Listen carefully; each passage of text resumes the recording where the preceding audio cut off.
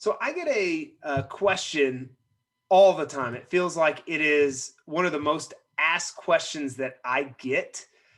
Um, and that question is in some shape, form, or fashion, what do you do at your church? Like on an average week, what do you do? What does it look like? And kind of like asking us to kind of walk them through. So, what I thought we would do today, we're going to do two things. I'm going to spend the first part of our coaching just kind of walking you through what a typical week for us looks like. Then we're going to break up into some of our breakout rooms, and we're going to talk about updates and next steps for your specific areas. So let me start by starting with our church and giving you an idea of what we do each week. Now, first thing that I will say is there is lots of variation. And so even giving you a typical week, it's a little hard because it changes so often. However, there is a basic format that pretty much we use every week. So here's that format. We have a Google Doc that is shared by everybody in our church. In that Google Doc, we decide passage list. Now, when we first started out, we had a group of scripture sets that we went through. Creation to Christ, 10 Stories of Hope. We went through what does it mean to be a disciple. So there's some, like the first while that you're doing this, we did a already known scripture sets, okay? So the church would decide, and then what we would do is we would just write down, if there's 10 verses in that set, we would write those on the Google Doc, and then we would just take turns. So this week's the Dippreys, next week's the Horsefords, next week's the Haneys, next week's the Wood. What is James's last name? Ty. Anyways, it would be James. So it took turns. The thing you'll notice is there isn't one person that leads every week. We take turns. The way our church has decided to do it is if you're the one in charge of the DBS, you're kind of in charge for the format that whole day. So that means you'd be in charge of the kids' time. That'd mean you're in charge of any songs that we need to pick out, anything like that. Additionally, we also have a group text, and on Fridays, we typically just text out where we're going to meet. Our meeting place moves around quite a bit. So what we do is I'll send out a text. Most of the time, not everybody hosts. So I would say most of the time, the group is hosted at either my house or Ty's house. A lot of that has to do just with people's homes and the ability to have people in them. You know, some people may not have a big enough home. Some may just be a single person in an apartment, not able to host, 20 people at a time. Other times when the weather is nice, we go to a park. That's actually our preferred place to meet, is our park. Okay, so after we decide all of these things, one person or couple is designated as the leaders for that week. This is the way it works in our group. If it is a couple, it's up to the couple how they break up the group. If they want the husband to lead the whole time, great. If they want to do half and half, great. It's really up to them. Okay, so then we come to church, whether it's at a park or someone's house or whatever. The very first thing that we do, and we've changed this over time, is we have a Google form. This has some of our metrics, okay? So we have certain goals that each of us in our church has. So some of the things that are on those metrics are, how many hours in corporate prayer did you spend? Second question is, how many spiritual conversations did you have this week? These are things we're wanting to track. Then we ask, how many hours did you spend out among the lost? Then we ask, how many groups have you started this year?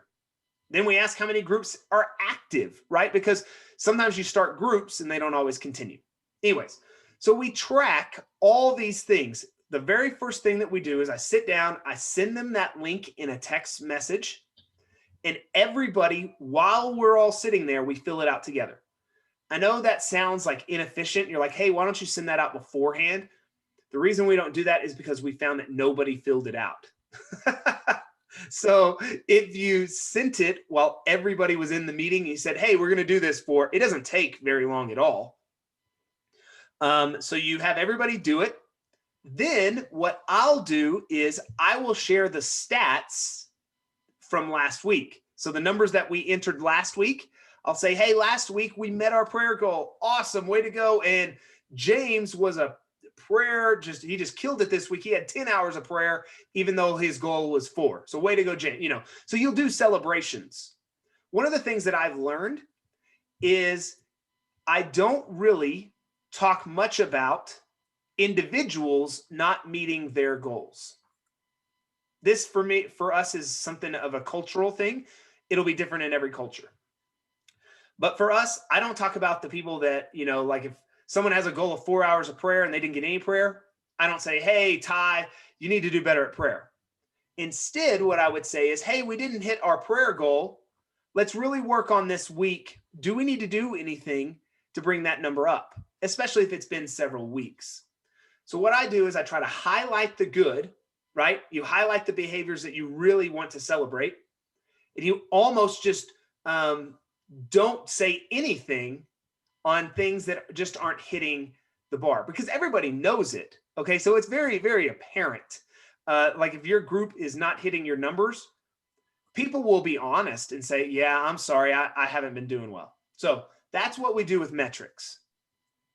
If there is something like a bit of coaching that I've had or something in our network that I want to share, sometimes I do it at that point, but I try not to take a whole lot of time.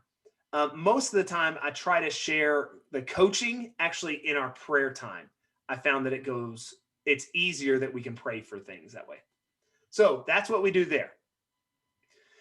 During this whole time, all of our kids are with us. They're either on on the couch with us, on the ground, on a blanket with us, but they're around. At that point, after we're done with metrics, what we do is we do our kids' time. Since we have several kids in our church, we have learned that you can't make them wait 30 minutes until you get to them. You got to do it quick. We have young kids and their attention span is not huge. So usually what that means is whoever is leading, they try to tie the Bible story that we're reading as adults. They try to tie that with the kids' lesson. So for example, a few weeks ago, I had Samson. So what we did is we showed a quick video of the story of Samson. It was kid appropriate. It didn't share all the details, right? Like, because Samson gets pretty gory. It talks about him like poking out his eyeballs and things like that. Like, we didn't share that with my 4-year-old. Okay. We talked about him just being taken away. So the story are stories that we find usually on YouTube that make the biblical story a little easier for kids to understand. They're cheesy, they're kind of funny, but the kids like them. So we usually do a Bible story. We usually do a few songs. And the songs we do, they're like kid songs. They're like, Jesus loves me. They're like, I've got joy deep down in my heart. Like, you can do whatever songs you want, but I would definitely say when we started doing kid songs for worship, the kids became way more involved. And if you think that as an adult, you can't worship with kid songs, you're just wrong. Your theology is really bad. So we do 2 worship songs usually with kids, and then we have an activity. The activity for the kids, that's where it changes the most. Sometimes it's a skit. Sometimes they've done a rap before. They've like made a song. They color. They can do like a prayer to God where they draw something. We've done games. The possibilities are really only limited by your imagination and to come up with these games. People ask me all the time, where do you get the games? We just make them up. Where do you get the activities? We just make them up. It really isn't super hard. So We do the kids' time. We send the kids to do their activity. During that time, we do adult like check-ins from the last week. Like, hey, how did you do last week? Did you do what you said you were going to do? Did you share with who you said you were going to share? Does anybody remember the passage? We do all that. Okay. So we do the passage from last week. Did you do what you said you were going to do? Did you share with who you said you're going to share? Usually that takes long enough where the kids are finished with their activity or finished to the point where they're ready to show us. So after the adults do their check-in, we let the kids come back and present whatever it is. If it's a picture, we let them present it. If it's a skit, they do it, whatever. After that moment, we dismiss the kids. Older kids, okay, this is where it gets a little tricky. Older kids, so I would say for us, 6th grade and up, I mean, you're talking, I guess that's like 11 or something like that. 11 years old and up, they stay with us. All the younger kids, we release them to go into another room where they can play, they can watch TV. If they're outside, they can go to the park, whatever. So they kind of just play for the next hour or so. At that point, we usually transition the adults because it's a little bit of chaos, right? Like I'm saying it like there's not chaos going on. But I mean, remember, I have a 4-year-old. Ty has a 4-year-old. He has a 2-year-old, basically.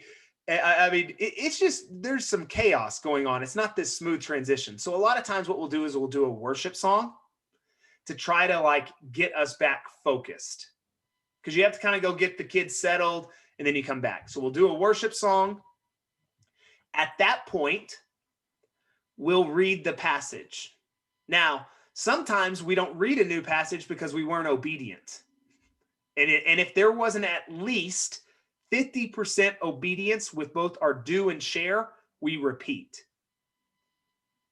I love what one of our members often says, because we'll ask, hey, do you think we're ready to move on? And his statement is always, if we have to ask the question, probably not. I love it. I love it. And so then we'll repeat. And again, we'll just repeat the passage. A lot of times we'll keep the same I will statements or shares, because if we really felt like God told us to do something, we should be obedient to do that before we ask for something else. Okay, so then we'll read the passage. We'll retell it in our own words. Many times what we do is we either break into smaller groups. So if we have 10 adults there, we'll break into 3 groups of 3 and 1 group of 4. Other times we'll do a group retelling. So we'll retell it as a whole group, kind of like popcorn. We kind of do it differently. It's whoever is leading has the ability to lead that. So after you do the retelling, then we ask, what does this passage say about God? We discuss for several minutes. Then we ask, what does it say about people? There is a little bit of crossover because sometimes you'll move on to people, and then some of the discussion will actually go, oh, that reminds me of what we said about God. So there's a little bit of crossover there. Don't feel like you have to keep them totally separate. But then after we feel like we've had a good enough discussion, we usually sing a worship song. A lot of times this worship song is kind of like more mellow, and you're really meditating on because this is what it's for. You're meditating on what you're supposed to do and who you're supposed to share it with. So we try not to just go straight into, hey, what are you supposed to do? We try to give people a second to think about it and to pray about it. So then everybody will go around in the circle, share what they're going to do and who they're going to share it with.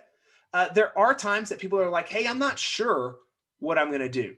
What we ask people to do if they're unsure is that they would pray about it every day until God speaks to them. That's a great I will statement. So, but we do ask pretty much everybody needs to have an I will statement in who they're going to share with or be praying about it. So we end there, and you'll notice that I've skipped 3 questions. or the first three questions, right? I haven't asked, what are you thankful for? What are you stressed about? How can we help? The reason we move these to the end is simply because of our kids. We have found that if we wait too long to get them into the kids' time, it just takes, they're gone.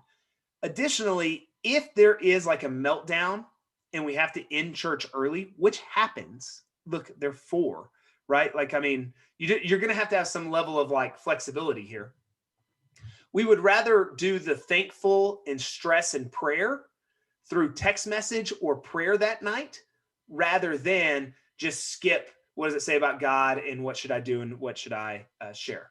So the next thing after we go around and we share what we're going to do, we ask, we usually break into groups of 2s and 3s at this point because it just can take a while if you do it as a big group. So we usually break into smaller groups to do this.